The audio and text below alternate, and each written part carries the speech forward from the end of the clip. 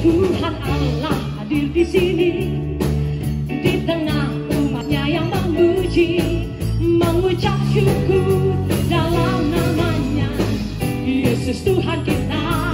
Hey, Tuhan Allah hadir di sini. Oh, oh. Amin. Mari asyurkan perbuatan Tuhan, kebesarannya Allah yang berkasa. Oh haleluya, pujilah Dia di tempat kudusnya. Haleluya, tinggikan namanya Allah yang berkasa. Sekali lagi, haleluya, pujilah Dia di tempat kudusnya. Oh haleluya, tinggikan namanya Allah yang berkasa. Tuhan Allah hadir di sini. Berapa banyak mau percaya Yesus sudah hadir di tempat ini? Mari mengucap syukur dalam namanya Yesus Tuhan kita. Tuhan Allah hadir di sini. Oh, oh, berkatnya dirasakan semua. Mari masyurkan kebesarannya Allah yang mari lambaikan tangan kita. Haleluya, pujilah Dia di tempat kudusnya. Haleluya, tinggikan namanya Allah yang berkasa. Haleluya, haleluya, pujilah Dia di tempat kudusnya. Oh haleluya, tinggikan namanya Allah yang berkasa. Tuhan Allah hadir di sini, berkatnya dirasakan semua. Amin. Mari mengucap syukur, mengucap syukur dalam namanya Yesus Tuhan kita. Mengucap syukur dalam namanya Yesus Tuhan kita. Mengucap syukur dalam namanya Yesus Tuhan kita. Beri sorak-sorai yang terbaik bagi Tuhan. Tuhan Yesus besar, kuasanya kekal. Yang percaya katakan, besarlah Tuhan dan layak dipuji. Oh besarlah namanya, kekallah kuasanya. Aman, aman berlindung dalam naungannya. Siapa Dia? Ya Allah bagi kita, di pihak kita. Hey, terpujilah Tuhan, terbukti kuasanya. Dia telah menunjukkan kasih-Nya pada kita. Sebab Tuhan telah bangkit menyayangi kita. Terpujilah Tuhan, terpuji namanya Yesus, Yesus Allah berkata. Amin. Sekali lagi mari katakan, besarlah Tuhan dan layak dipuji. Besarlah namanya, kekal kuasanya. Amin. Aman berlindung dalam naungannya.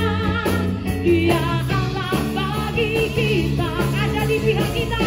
Mari yang percaya lambaikan tangan kita bersama. Hey, terpujilah Tuhan, terbukti kuasanya.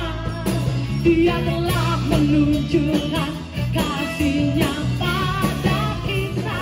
Sebab Tuhan telah bangkit menyayangi kita. Terpujilah Tuhan, terpuji namanya Yesus Allah berkata. Oh terpujilah Tuhan, terbukti kuasanya. Mari tepuk tangan di atas kepala kita semua. Oh, oh kasih-Nya pada kita. Sebab Tuhan telah bangkit menyayangi.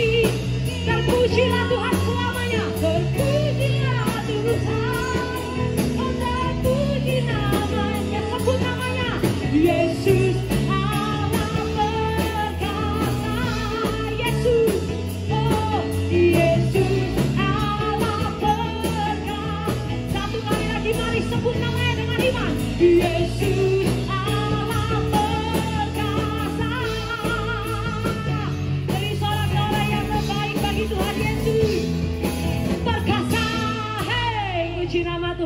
Shalom. Bapak Ibu semua bersuka-cita malam hari ini. Siapa yang percaya Tuhan kita luar biasa, lambaikan tangan kita. Kita beri tepuk tangan yang terbaik buat Tuhan Yesus. Bapak Ibu, puji Tuhan, saya diberi kesempatan menyampaikan firman Tuhan. Mari kita dengan sukacita, dengan semangat ya menyambut firman Tuhan. Saya ingin melanjutkan tema khotbah 7 dosa maut, Bapak Ibu ya. Saya ulang sedikit, kenapa sih disebut dosa maut? Yang pertama, itu karena dosa ini tidak pandang bulu. Ya, ada 7 dosa maut ini kenapa disebut dosa maut? Karena tidak pernah pandang bulu, Bapak Ibu. Baik orang kaya maupun orang miskin, baik udah tua, udah umur, atau masih muda, atau anak-anak sekalipun, nggak pernah pandang umur. Pendeta maupun orang biasa, jemaat, semua bisa kena. Yang kedua, disebut dosa maut karena menghancurkan hidup orang dan membuat semua yang sudah dibangun hancur. Nah, kita sudah bahas Bapak Ibu 4 ya. Yang pertama, dosa maut yang pertama adalah percabulan. Ini menghancurkan orang. Yang kedua adalah kemalasan, Bapak Ibu ya. Dosa maut yang kedua adalah kemalasan. Kemalasan ini menghancurkan orang. Yang ketiga adalah kemarahan. Ya, minggu lalu kita bahas hari Selasa. Yang keempat adalah iri hati. Ya. Kita lanjut hari ini, kita selesaikan 3 dosa maut yang lain ya. 3 yang terakhir 5, 6, 7. Oke. Dosa maut yang kelima adalah kesombongan. Bapak Ibu, kesombongan ini bisa menyerang siapa saja, kapan saja ya, dari muda sampai lansia, pria, wanita, kaya, miskin, bahkan menghancurkan setiap orang. Kita baca bersama-sama kebenaran firman Tuhan dalam Yakobus 4 ayat 6 tentang kesombongan atau tinggi hati ya. Bapak Ibu, hati-hati sama tinggi hati ini tidak terasa ya. Ini dosa yang pertama kali ada di dunia dan menghancurkan banyak orang ya. Yakobus 4 ayat yang ke-6. Kita baca bersama-sama Bapak Ibu. Yakobus 4 ayat 6. 1, 2, 3. Tetapi kasih karunia yang dianugerahkannya kepada kita lebih besar daripada itu. Karena itu ia katakan Allah menentang orang congkak, tetapi mengasihani orang yang rendah hati. Bapak Ibu, Tuhan itu menjadi musuh atau menentang orang congkak. Kalau hari ini kita sombong, kita akan jadi musuhnya Tuhan, Bapak Ibu. Bahkan musuhnya semua orang. Kesombongan ini adalah penyakit satu-satunya di dunia yang membuat bukan orangnya yang sombong yang mual, tapi orang lain. Ya betul Bapak Ibu ya, kalau lihat orang sombong kita yang mual ya. Kalau sakit itu kan biasanya kalau pusing, mual gitu ya. Orangnya sendiri yang sakit ini. Tapi kesombongan ini adalah penyakit yang membuat orang lain mual, termasuk Tuhan. Nah, kalau kita sombong hari ini, Tuhan akan mual kepada kita. Tapi kalau kita rendah hati, kita dia kasihani dan diangkat oleh Tuhan. Beri tepuk tangan yang terbaik buat Tuhan Yesus. Bapak Ibu, saya ini hari ini bahasnya agak beda ya tentang kesombongan. Saya temukan ada 6 orang public figure atau orang yang pandai, orang yang terkenal, orang yang berhasil yang sombong. Dan mereka bahkan ngomong tentang Tuhan. Bahkan Tuhan itu gak sanggup. Ya. Yang pertama, ada 6 orang ya, saya bahas kesombongan dengan ini. Yang pertama adalah John Lennon. Siapa yang gak tahu John Lennon, Bapak Ibu? The Beatles. Wah ya, semua anak-anak muda masih nyanyi. Yesterday, wah ya, semua nyanyi masih ya. Bapak Ibu, satu kali John Lennon ini ngadakan konser Desember 1980. 8 Desember 1980. Dia mengadakan konser dekat dengan gereja. Sengaja dia. Jadi ada gereja besar, dia konser dekat dengan stadium yang besar. The Beatles main di situ. Lalu John Lennon berkata, kita coba lihat mana yang lebih dulu tenggelam. Yesus dengan ajarannya atau The Beatles dengan aliran rock and roll-nya. Wah, Bapak Ibu ya, ngomong gitu. Kita coba lihat ya, orang-orang ke gereja apa ke konser. Apa yang terjadi Bapak Ibu? Ya, orang Kristen yang dalam tanda kutip bodoh ke konser Bapak Ibu. Lah maka John Lennon berkata, ya kan, gereja sepi, konser penuh, Yesus akan tenggelam dengan ajarannya. Wah, setelah selesai konser, dia tanda tangani semua baju-baju fans. Selesai, tahu Bapak Ibu, ketika dia keluar dari rumahnya di kota yang sama, fansnya ambil tembak, ditembak, dar, 7 kali tembakan, 1 tembus. Fans yang tadi nonton, fans yang minta tanda tangan, itu yang membunuh John Lennon.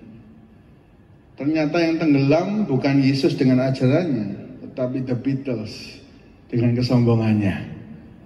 John Lennon dengan kesombongannya. Hari ini jangan sampai kita merasa lebih dari Tuhan atau lebih dari orang lain. Kita akan dihancurkan. Tapi kalau kita rendah hati, kita sangat cinta Tuhan, kita akan ditinggikan. Beri tepuk tangan yang terbaik buat Tuhan Yesus. Yang kedua Bapak Ibu adalah seorang bernama Transcendo Neves, ya. Transcendo Neves. Dia adalah calon presiden Brasil. Ya, dia udah ikut pemilu Bapak Ibu. Transcendo Neves ini waktu kampanye, wah dia senang sekali kampanye.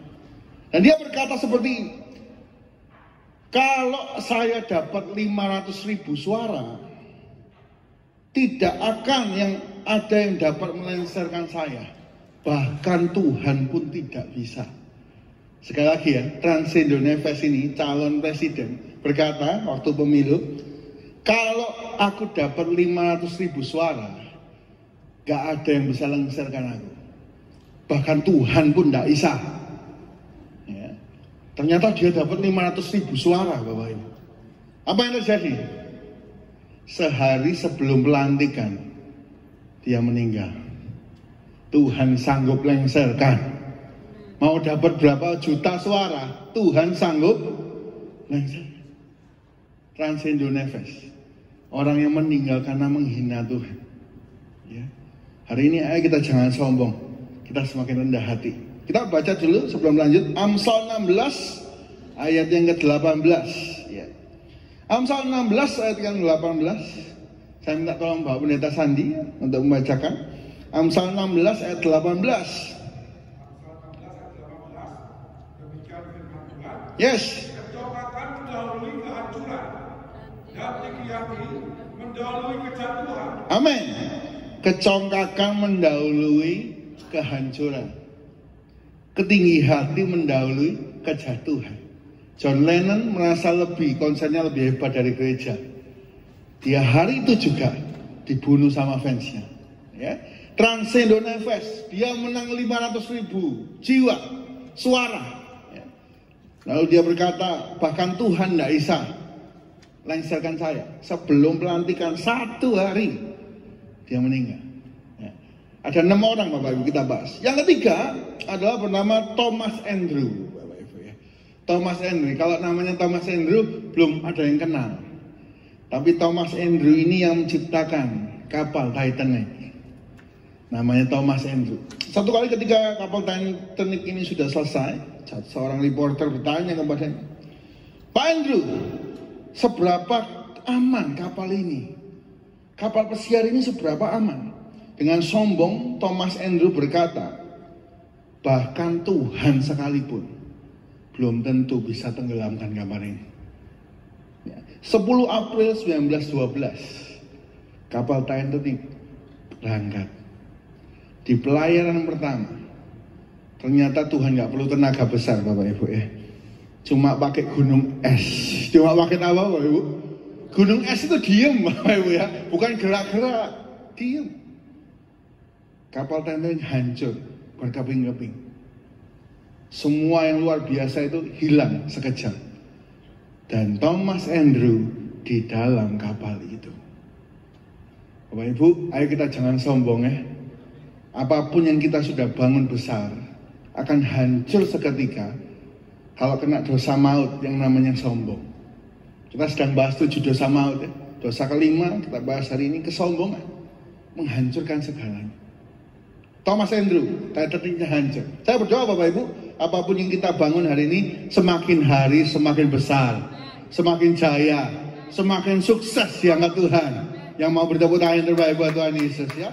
Mari kita rendah hati. Kita sadar. Semua ini kalau bisa cuma karena Tuhan. Karena Tuhan baik.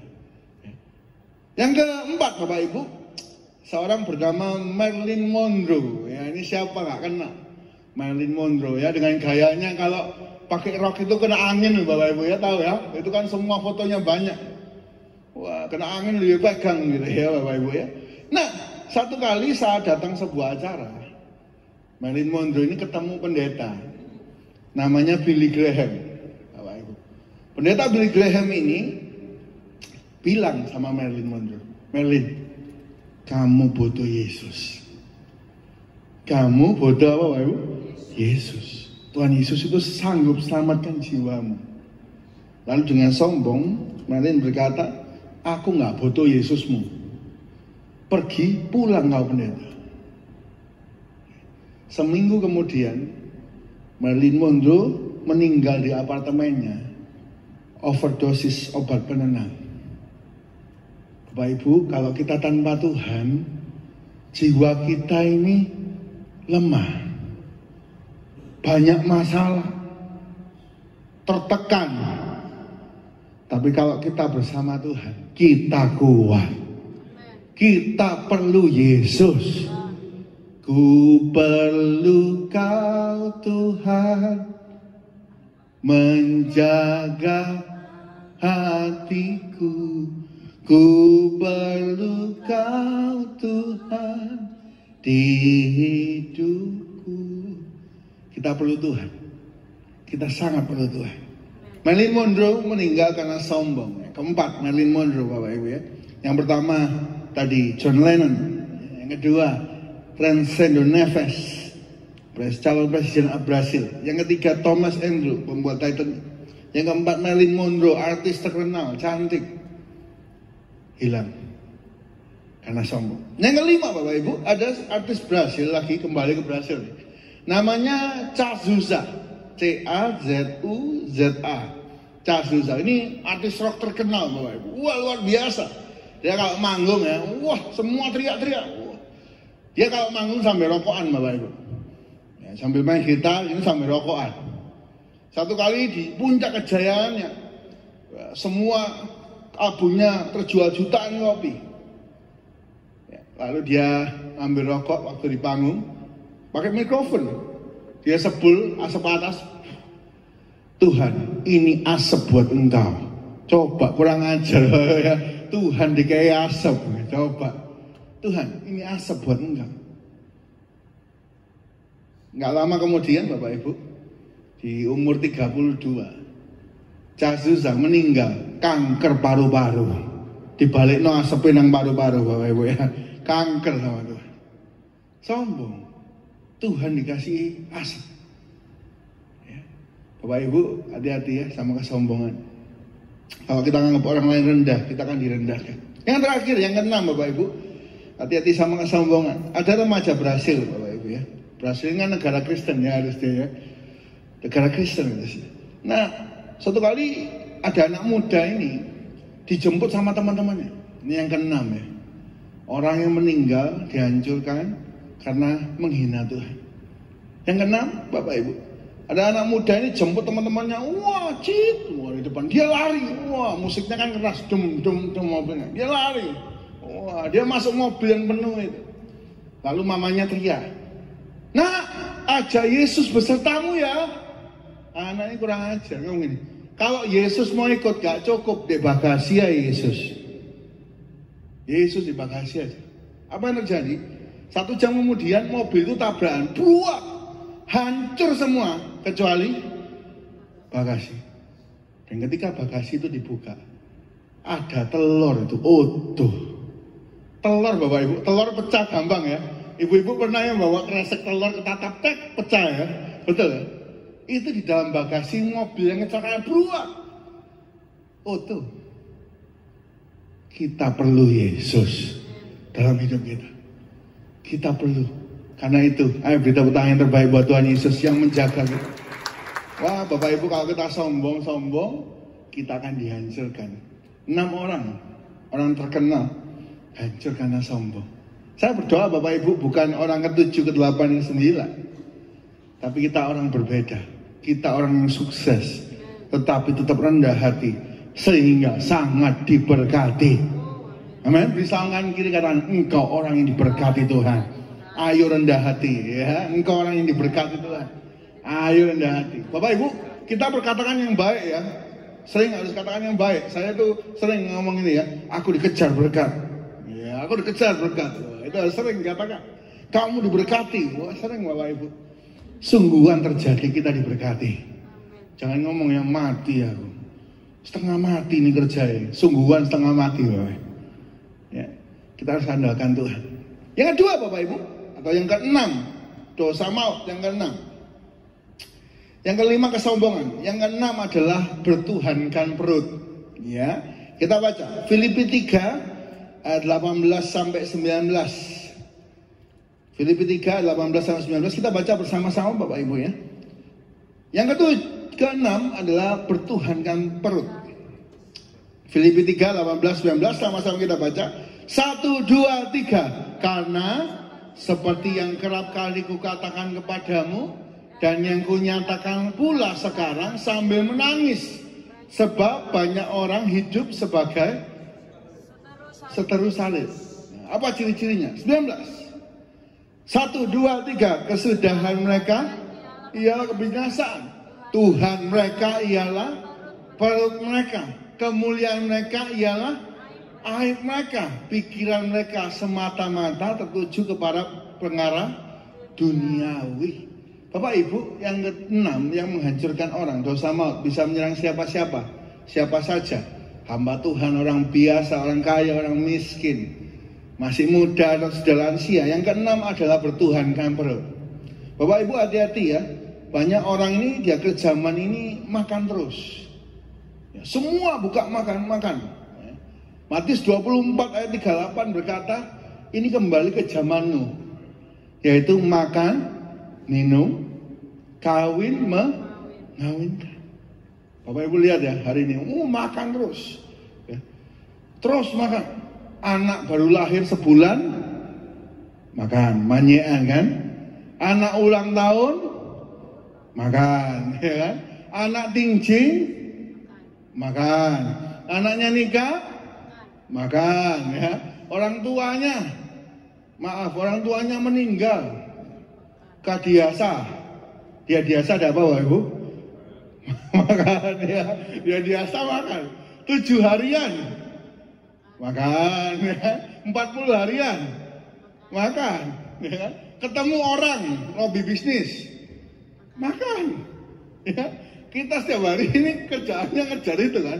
Oh banyak orang sekarang kalau buka Instagram Bapak Ibu, semua isinya makanan. Ini foto makanan di sini, ini foto makanan di situ. Kuliner, ya betul ya kuliner. Kita baca ya. Matius 24:38. Ini kembali ke zaman Nuh, di mana orang itu mikirannya cuma makan, minum, kawin, mengawinkan. Matius 28 ayat 38. Matius 24 ayat 38. Ya. Matius 24:38. Kita baca sama-sama. 1 2 3. Sebab sebagaimana mereka pada zaman sebelum air bah itu makan dan minum, kawin dan mengawinkan, sampai kepada hari Nuh masuk ke dalam bahtera. Kenapa mereka dihantam badai? Bahtera, karena Tuhannya bukan Tuhan Yesus. Tuhannya ini, makan, minum, kawin, mengawinkan. Ini terus. Bapak Ibu, wah saya kalau dengan teman saya itu ya, ada makanan baru di mana? Oh di barat, berangkat. Dicobai satu-satu. Foodnya apa? Food festival Bapak Ibu ya. Makannya apa? Festival, keliling-keliling. Bapak Ibu hati-hati ya. Kita harus ingat hidup ini untuk Tuhan ya. Makan untuk hidup, bukan hidup untuk makan. Mari kita hati-hati ini ya. Karena ini banyak menghancurkan orang. Survei membuktikan banyak pendeta mati bukan karena memberitakan Injil, tapi karena sendok dan garpu Bapak Ibu. Banyak pendeta mati karena bukan memberitakan Injil, ke pedalaman, di kanibal ya, ada orang kanibal di tulup racun atau gimana, bukan. Karena makan minum. Setiap kali habis khotbah saya diajak hari khotbah diajak makan ya. Pulang saya dibawain lagi. Saya bingung ada. Sudah dibawain 5 ya pulang ya. Ya kita hati-hati ya Bapak Ibu sendiri. Karena sebenarnya tubuh kita ini bukan milik kita.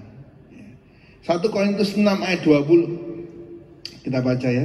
Hati-hati sama dosa ini. Memang kita perlu makan, tapi jangan sampai tujuan hidup kita ini makan ya. Kalau tujuan hidup kita makan, kita akan menemui kehancuran. Oke.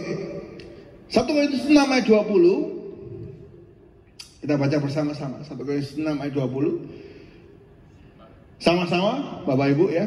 1, 2, 3. Sebab kamu telah dibeli dan harganya telah lunas dibayar. Karena itu muliakanlah Allah dengan, ternyata kita ini tubuhnya nyewa Bapak Ibu.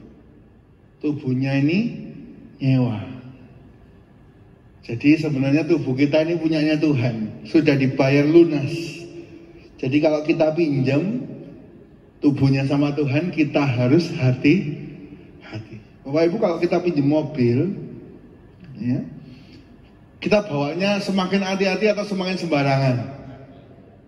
Harusnya semakin hati-hati ya. Banyak orang kalau ada yang nyewa taksi online, ya, taksinya pinjam, ya, hati-hati. Ada yang kalau orang Indonesia malah serudak-seruduk, gak apa-apa, gak punya aku kok. Ya.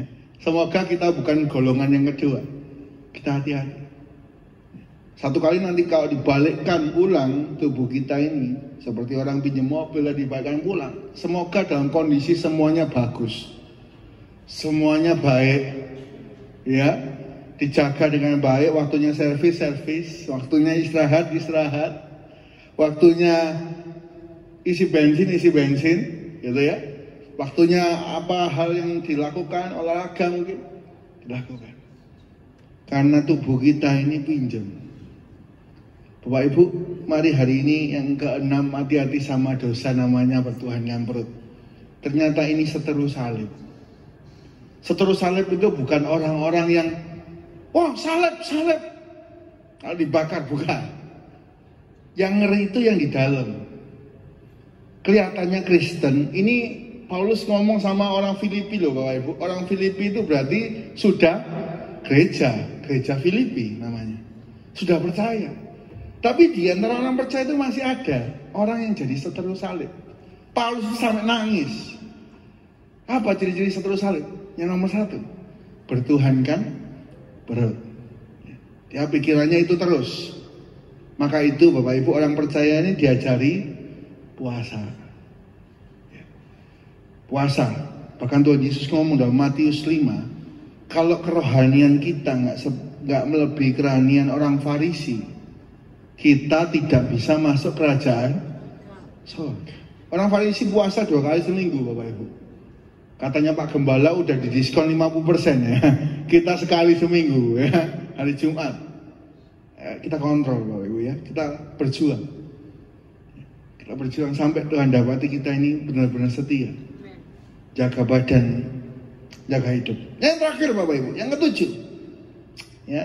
Apa dosa maut yang bisa menyerang semua orang, yang menghancurkan? Yang kita bahas hari ini yang ke-5 adalah kesombongan. Semua orang bisa sombong. Semua orang bisa hancur karena sombong. Lucifer itu dari malaikat tinggi, bala tentara Allah yang maha tinggi harusnya. Jadi setan yang hina, bahkan lebih rendah dari manusia. Bisa bayangkan ini ya, malaikat yang tinggi sampai melosor ke neraka. Itu karena kesombongan. Itu karena kesombongan. Bukan karena yang lain, bukan karena suaranya nggak enak, ya. Bukan karena Lucifer nyanyi fals, oh Tuhan ngamuk masuk neraka, bukan.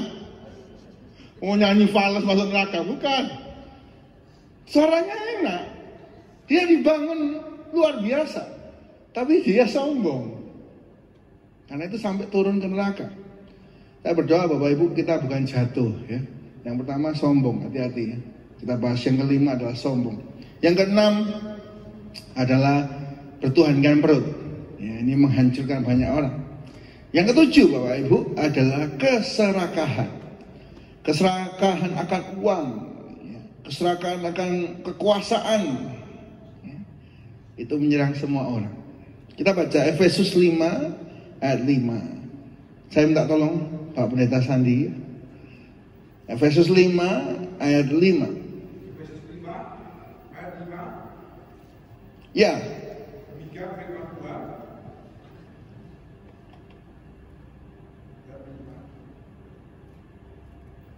Karena ingatlah ini baik-baik. Tidak ada orang sundal, orang cemar, atau orang serakah. Artinya penyembahan berhala yang mendapat bagian di dalam kerajaan Kristus dan Allah. Amin. Makasih Sandi ya. Jadi kalau kita ini serakah sama dengan penyembah berhala. Jadi penyembah berhala itu bukan cuma patung yang kita sembah. Tapi begitu kita yang pertama 7 dosa maut yang pertama percabulan, kita bersundal, kita ini penyembah berhala. Karena kita ini lupa sama Tuhan. Kita ini lupa sama Tuhan. Bapak Ibu, orang kalau sudah dosa, itu Tuhannya itu dosanya. Kita kemarin gempar ya sama namanya anak Indonesia yang di Inggris, di Manchester. Di Manchester bukan nonton bola, tapi dia memperkosa, bukan perempuan. Ini anak laki kan. Laki-laki 195. Coba Bapak Ibu, 195. Namanya lagi ini bisa namanya kelihatannya Kristen Bapak Ibu kan. Namanya kan Kristen. Bapak Ibu, kalau kita ini ngikuti dosa, sebenarnya kita ini sudah nyembah berhala.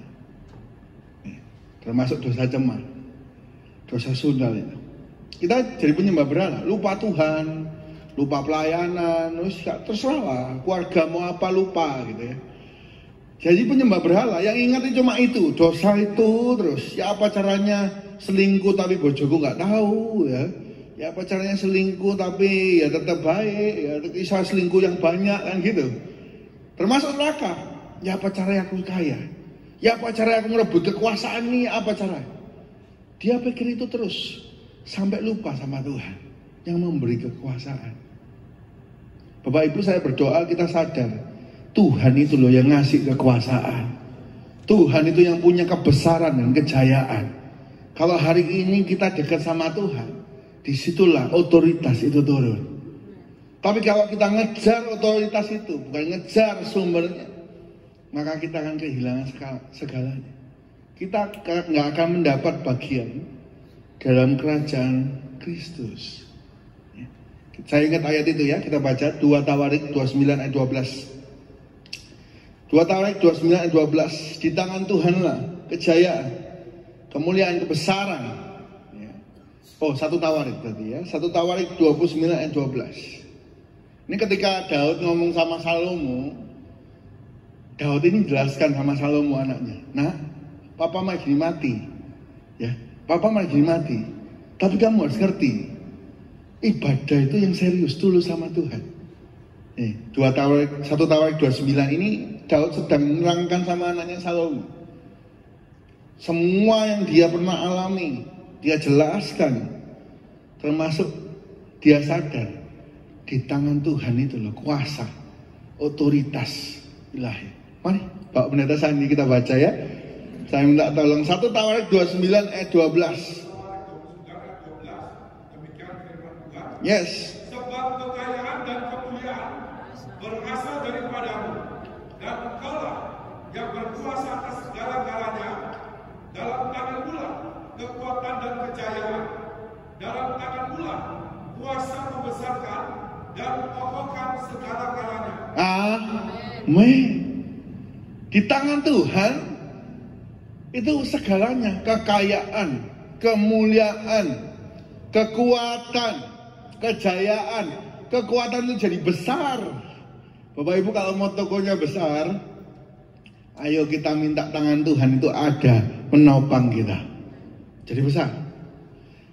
Untuk mau jadi kokoh, ya perusahaan kita mau jadi kokoh, kita minta tangan Tuhan ini. Favor, perkenanan Tuhan itu ada sama kita. Itu Bapak Ibu. Karena Tuhan itu, di tangan Tuhan segalanya ini. Nah, karena orang serakah itu gak sadar, dia lupa, dia ngejar serakah, dia lupa sama Tuhan, terus gak peduli Tuhan. Mau ya apa caranya. Contoh Bapak Ibu, kenapa saudara-saudara Yusuf ini rela menjual Yusuf? Itu saudaranya, itu darahnya. Kenapa?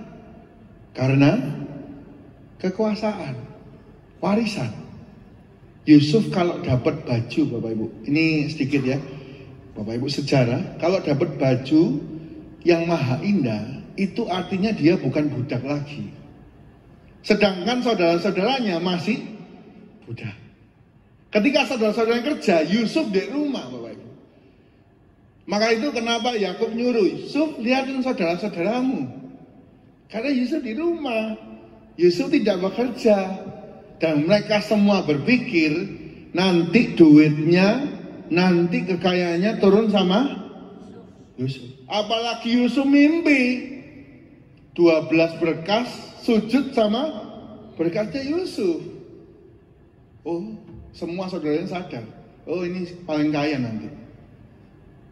Mereka serakah. Wah, daripada duit semua jatuh sama saudaraku ini, mending saudaraku ini tak bunuh apa? Habis wis, benong dibagi rata wis, kita bersebelas.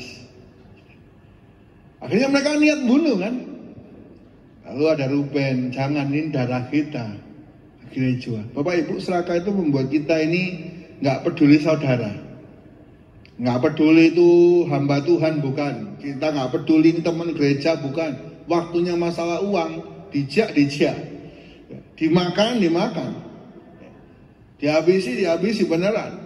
Oh, Bapak Ibu, berapa banyak orang Kristen itu kecewa karena ada orang Kristen lain yang makan uangnya. Serakah. Oh, kalau masalah serakah Bapak Ibu gak peduli saudara. Oh, berapa banyak kalau masalah warisan, dulunya akor, sekarang gegeran.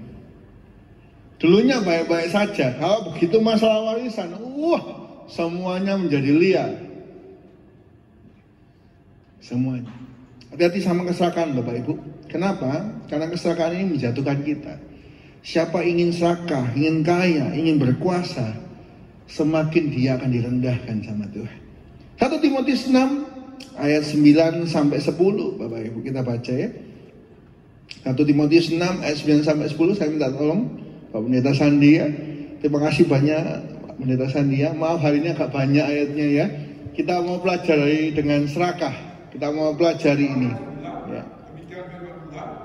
Tetapi mereka yang ingin kaya, ya, terjatuh ke dalam pencobaan, ke dalam jerat, dan ke dalam berbagai-bagai nafsu yang hampa, dan yang mencelakakan, yang menenggelamkan manusia ke dalam keruntuhan dan kebinasaan. 10. Karena akar segala kejahatan ialah cinta uang. Sebab oleh memburu uanglah beberapa orang telah menyimpang dari iman dan menyiksa dirinya dengan berbagai-bagai duka. Amin. Terima kasih Sandi ya. Ini dialami oleh saudara-saudara Yusuf. Setelah dia jual Yusuf, ya, dia mau bunuh Yusuf, ya, dia alami kejatuhan. Dia alami duka. Dia nggak kaya-kaya. Tuh, dia pikir dia bakal kaya. Dia gak kaya-kaya, 11 orang ini. Bahkan paceklik sampai miskin. Begitu ketemu Yusuf, jadi pangeran. Mereka, satu orang kan ditahan Bapak Ibu, ceritanya ya. Satu orang ditahan, yang lain suruh kembali ngajak adiknya namanya Benyamin. Mereka langsung teringat. Oh, kayak gini ya rasanya. Kalau kita itu dulu nyiksa Yusuf. Oh, ini karena dosa kita, ini karena nyiksa Yusuf dulu. Kejadian 37 ke atas. Bapak Ibu baca. Mereka jatuh dalam berbagai-bagai duka. Karena mereka sudah meninggalkan iman. Bapak Ibu, biarlah kita ini sadar. Kita harus jadi besar karena Tuhan. Bukan karena sikut sana, sikut sini. Kalau Tuhan mau naikkan, kita gak perlu ngikuti orang. Kita akan diangkat Tuhan tinggi dan diberkati. Beri tepuk tangan terbaik buat Tuhan Yesus. Daud tak pernah ngikut siapapun Bapak Ibu. Bahkan Saul yang membunuh dia, Daud ini nggak nyikut. 2 kali Saul itu udah membunuh dia, lari. 2 kali dalam medan pertempuran. Saul ini didapati lagi, maaf Bapak Ibu, BAB Bapak Ibu. Lagi ke toilet, gak bawa senjata, baju aja cuma separuh kan. Daud itu di belakangnya. Tuh, semudah Daud lawan Goliat, Daud menang Bapak Ibu ya. Jadi semudah apa membunuh orang dari belakang gak bawa senjata, baju cuma setengah. Semudah apa itu? Tapi Daud gak serakah. Dia gak meninggalkan imannya. Dia tahu yang mengurapi dia jadi raja nanti itu Tuhan. Bukan karena membunuh Saul. Dia gak menyimpang, dari kekuasaan, bunuh semua, aku harus naik segera. Enggak. Dia ambil botol. Yang kedua, dia potong baju. Supaya orang ini sadar. Tapi gak sadar-sadar juga. Bapak Ibu yang serakah itu malah Saul. Kenapa dia mau bunuh Daud? Supaya kerajaannya tetap miliknya. Supaya nggak ada orang lain jadi kompetitornya. Malah dia kehilangan dirinya. Dia bunuh diri. 3 anaknya pangeran, 3 mati sekaligus. Dan dia cuma punya 1 keturunan, namanya Mephiboset, dan cacat kakinya. Bapak Ibu, ketika kita serakah, kita bukan malah tambah kaya, bukan tambah malah bahagia, tapi kita malah sengsara. Kita malah kehilangan semuanya, dan kita hancur berkeping-keping seperti Saul. Berbeda dengan Daud. Daud santai aja, dia nggak mau nyikut sana sini, dia nggak serakah sama kekuasaan, walaupun dia sudah diurapi. Santai, karena sekali lagi ayat yang kita baca, Daud itu ngomong sama anaknya, di tangan Tuhan kejayaan, kemuliaan, kekayaan, kekuatan, kebesaran, dan mengokohkan segala-galanya. Ya, jadi hari ini Bapak Ibu jangan serakah. Kita mau, kita semua ini dipakai Tuhan jadi lumbung berkat. Waktunya ngasih. Nanti ada orang menabur berlimpah-limpah, tapi diberkati luar biasa. Ya, tapi tentu dengan perhitungan ya Bapak Ibu, gak semua, enggak. Kita tahu kapan harus ngasih, kapan harus bagi. Sama saudara jangan bertengkar karena masalah uang. Ya, itu harus tahu. Bahkan sama bos, ini Daud sama bosnya ya, sama mertua. Bapak Ibu, banyak mantu sama mertua itu gegeran masalah uang kan ya. Wah, gegeran masalah ini terus ya, banyak rumit ini ya. Ini Daud sama mertuanya Saul, masalah kekuasaan. Gak apa-apa, gak ada masalah Daud. Daud Tuhan yang angkat. Kita baca ayat terakhir Bapak Ibu ya, sebelum kita masuk perjamuan suci. Kolose 3 ayat 5. Ada 1 kata kunci, yaitu kata matikanlah. Bapak Ibu ya, 1 kata kunci yaitu matikanlah ya. Kolose 3 ayat 5. Kita baca bersama-sama ya ayat terakhir ya. Terima kasih banyak Pak Pendeta Sandi ya. Kolose 3 ayat 5 kita baca bersama-sama Bapak Ibu. 1, 2, 3. Karena itu matikanlah dalam dirimu segala sesuatu yang duniawi, yaitu percabulan, kenajisan, hawa nafsu, nafsu jahat, dan juga keserakahan yang sama dengan penyembahan berhala. Bapak Ibu, kalau kita baca Kolose 3 seluruhnya, ada 3 perintah. Salah satunya matikanlah, yang kedua buanglah, yang ketiga adalah hidupilah. Apa bedanya matikanlah dan buanglah? Kalau dibuang, sesuatu kita buang, itu berarti dari luar masuk dulu. Kita buang air, banjir, karena airnya sudah masuk dulu. Tapi kalau matikanlah, itu artinya sudah ada dalam diri kita seharusnya. Percabulan, kita punya potensi untuk ke sana. Kenajisan, kita ada potensi ke sana. Nafsu jahat ada potensi ke sana. Termasuk keserakahan. Karena itu matikanlah. Saya kasih contoh Bapak Ibu. Maksudnya gimana sih Pak? Maksudnya gini, seperti sel kanker Bapak Ibu. Kita semua semua orang, menurut kedokteran saya baca buku, semua orang itu punya sel kanker. Tergantung makannya apa, gaya hidupnya, juga besar kecilnya sel kanker itu ya, masing-masing berbeda. Jadi kenapa orang bisa kena kanker? Karena dipacu, ya, kena mungkin micin ya, dan sebagainya itu. Jadi sudah ada, lalu hidup, jadi tumor, ya, jadi kanker ini dan itu gitu. Tapi kalau kita matikan, dari sekarang kita nggak kasih makan, kita nggak kasih kesempatan kanker itu, kita nggak kasih gaya hidup yang membuat kanker itu hidup, dia mati. Padahal sudah ada. Sama kayak ini, sama kayak keserakahan. Sebenarnya dalam diri kita semua itu ada keserakahan. Tapi kalau kita nggak kasih kesempatan, kita nggak ngasih makan dengan maksud-maksud. Wah, sekali dilakukan tambah lama tambah besar gitu kan korupsinya ya.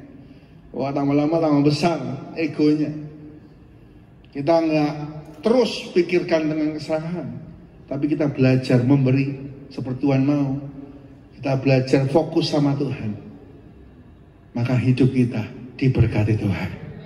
Amin. Beri tepuk tangan yang terbaik buat Tuhan Yesus. Jadi serakah ini, kalau matikanlah itu artinya seperti kanker. Bawa pulang ini Bapak Ibu ya, message ini ya. Jadi kalau kita ini semuanya punya potensi kok sebenarnya dosa. Karena itu disebut 7 dosa maut. Siapa saja bisa kena. Mau berapa tahun jadi Kristen bisa kena.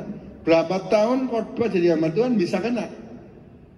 Bapak Ibu, saya khotbah ini, wah saya sudah ciptakan khotbah ini, ngatur khotbah ini udah lama. Semua udah lama ini, sudah persiapan lama. Ya. Baru sekarang ini banyak kan, kita dengar ada hamba Tuhan gini, hamba Tuhan gini. Bapak Ibu, sekali lagi, 7 dosa maut ini bisa nyerang siapa saja dan menghancurkan. Saya sebutkan sebagai penutup kita sebelum kita masuk ke jam suci. Mari maju ke depan, pemain musik. Yang pertama, dosa maut adalah percabulan, menyerang siapa-siapa saja dan menghancurkan. Yang kedua adalah kemalasan. Semakin malas kita, semakin semuanya hancur. Yang ketiga adalah kemarahan. Kita tiba-tiba marah, lekas marah. Kita berkata kita bodoh. Dan kita pasti kena denda. Kita dengar kalau sekarang gubernur, wah banjir semua menghujat ya. Kita ingat dulu Ahok itu kerjanya bagus, luar biasa. Cuma sayang dia kena denda karena dia lekas marah, reaktif, nah kena denda pasti. Ya, jadi yang ketiga dosa maut itu kemarahan, lekas marah. Orang kalau lekas marah pasti kena denda. Orang kalau lekas marah itu pasti membesarkan kebodohan.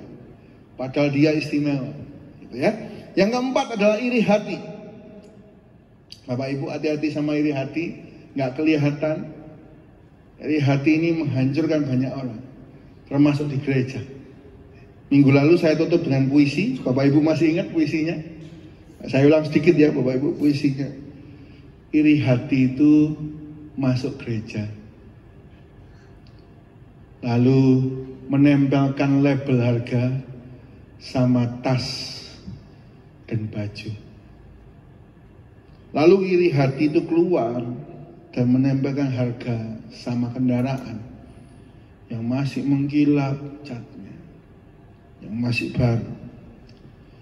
Lalu iri hati itu masuk kembali ke ruang gereja dan melihat kalau keluarga lengkap, dia menempelkan itu. Sehingga janda dan yatim merasa iri. Sehingga satu persatu orang mulai gak nyaman di gereja. Sehingga satu kali gereja itu kosong. Bapak Ibu, kalau iri hati kita pertahankan, kekristenan akan habis. Berapa banyak orang gak ke gereja lagi, kenapa? Oh semuanya kaya, saya ini miskin. Oh semuanya sukses, saya enggak. Oh keluarganya bahagia kecuali saya. Wah ini menghancurkan kita. Hati-hati. Yang kelima hari ini kita bahas kesombongan. Yang keenam kita bahas tentang bertuhankan perut. Dan yang ketujuh kita bahas keserakahan.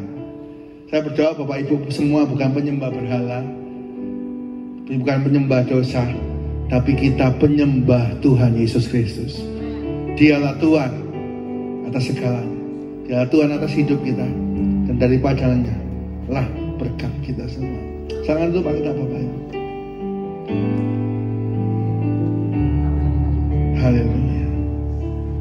Dengan darah-Mu Kau tebus dosaku, dengan nyawa-Mu Kau tukar hidupku. Kini aku sepenuhnya milik-Mu. Aku sekali lagi, dengan darah-Mu, dengan darah-Mu Kau tebus dosaku, dengan nyawa-Mu Kau tukar hidupku. Kini kami sepenuhnya milik-Mu Tuhan, bukan milik dosa. Akulah anakmu lah Yesus, Yesus, Yesus, Yesus, ku berseru. Yesus, Yesus, ku panggil nama-Mu. Pengabdianku, pengabdianku hanya padamu. Yesus, Yesus, Engkaulah Bapa. Yesus, Yesus, Yesus, Yesus, Yesus, ku berseru. Yesus, Yesus, ku panggil nama-Mu. Pengabdianku hanya padamu. Yesus, Yesus. Mari angkat tangan kita bersama-sama. Taruh tangan kiri kita di dada kita. Kita katakan, Yesus, Yesus, Yesus, ku berseru. Tolong kami Tuhan. Yesus, Yesus, kalau kami ada yang terikat, ada yang sakit hati, ada yang iri, ada yang sombong, ada yang keras, tolong kami mau mengabdi kepadamu Tuhan. Engkaulah Bapa. Sekali lagi, Yesus, Yesus, Yesus, Yesus, Roh Kudus bekerjalah di gereja saat ini, menyentuh hati setiap jemaat, mengubahkan yang keras hanya padamu. Yesus, Yesus, Engkau. Sekali lagi dengan Yesus, Yesus, Yesus, Yesus, ku berseru. Yesus, nama-Mu, ingatkan yang salah. Bila kami mau berbaiki, kami mau ngabdi kepada-Mu. Yesus, Yesus, Engkaulah. Mari sama-sama kita mari berdiri Bapak Ibu. Yesus, Yesus, Yesus, Yesus, ku berseru. Yesus, Yesus, ku panggil nama-Mu. Pengabdianku, kami mengabdi kepada-Mu Tuhan. Biar seluruh hidup kami berkenan. Yesus, Yesus, Engkau. Mari kita sembah Tuhan. Haleluya.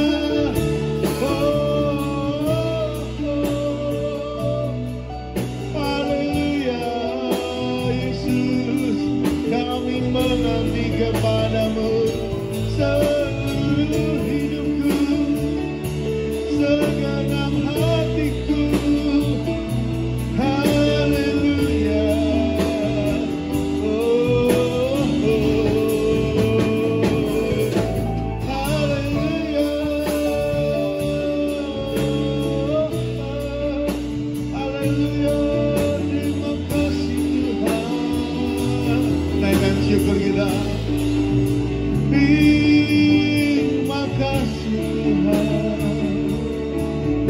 menghargai kami. Haleluya. Dengan hormat mari melalui perjamuan suci, mari maju ke depan. Tuhan Yesus, ampuni kalau ada yang masih salah dalam hidup kami. Ampuni kalau kami belum sempurna dalam banyak hal. Roh Kudus, ingatkan kami, mampukan kami untuk kami ini hidup kudus. Kami ini mengabdi bukan kepada dosa, kami mengabdi kepadamu, penebus kami, juru selamat kami, raja kami, Tuhan kami dan Tuhan kami. Terima kasih Tuhan. Saatnya kami akan masuk perjamuan suci. Sucikan hamba-Mu yang memimpin, hamba-Mu yang melayani, juga setiap jemaat-Mu. Layakkan kami Tuhan untuk terima tubuh dan darah-Mu yang kudus. Biarlah boleh bersatu dengan kami, bukan jadi kutuk tapi jadi berkat. Yang sakit disembuhkan, yang terbelenggu dilepaskan, dan hidup kami berkemenangan bersama Tuhan. Terima kasih, kami siap terima perjamuan suci dalam nama Tuhan Yesus. Haleluya. Amin. Silakan duduk, Bapak Ibu kan dilayani. Dengan darah-Mu Kau tebus dosaku, dengan nyawa-Mu Kau tukar hidupku. Kini sepenuhnya milik-Mu. Akulah anak-Mu. Dengan darah-Mu,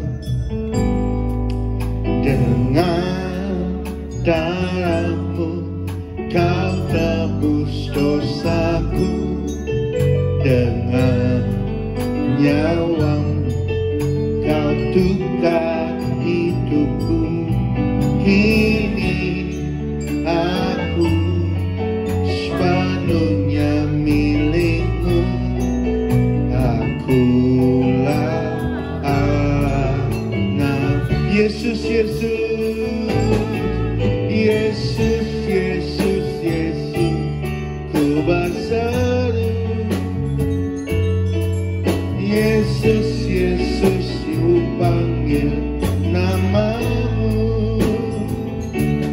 Pengabdianku hanya padamu. Yesus, Yesus, Engkaulah. Sekali, Yesus, Yesus, Yesus. Mari yang sudah berdalam perjamuan suci, kita bagi berdiri bersama-sama. Yesus, Yesus, ku panggil nama-Mu. Pengabdianku hanya padamu. Yesus, Yesus, Engkau. Mari kita sembah Tuhan. Haleluya Tuhan. Kami hamba-Mu Tuhan. Pengabdian kami hanya padamu. Oh Tuhan, hanya padamu. Haleluya.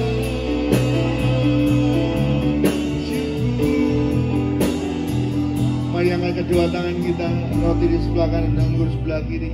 Dengan firman Tuhan Bapak Ibu, makanan yang ada pada kita bukan makanan sembarangan. Ini mengingatkan kita akan karya terbesar Tuhan Yesus, rela turun ke dunia, bahkan mati di atas kayu salib, mati untuk kita semua, dan dosa kita diampuni.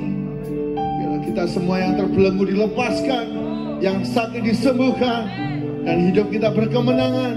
Biarlah kita semua semakin mengabdi kepadanya, bukan kepada yang lain, bukankah roti yang kita angkat ini ada persekutuan dengan tubuh Kristus, dengan tubuh Kristus, dengan tubuh Kristus. Amin. Dalam nama Tuhan Yesus.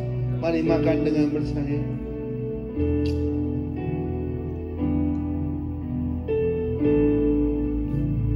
Terima kasih Tuhan, terima kasih. Setelah makan angkatan anggur dengan tangan kanan kita, bukan angkatan anggur yang kita angkat ini, ada persekutuan dengan darah Yesus, dengan darah Yesus, dengan darah Yesus. Amin. Dalam nama Tuhan Yesus. Mari minum dengan percaya.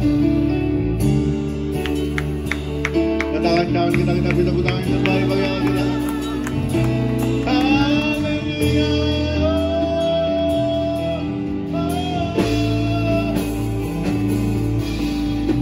Darahmu Yesus sucikan daku.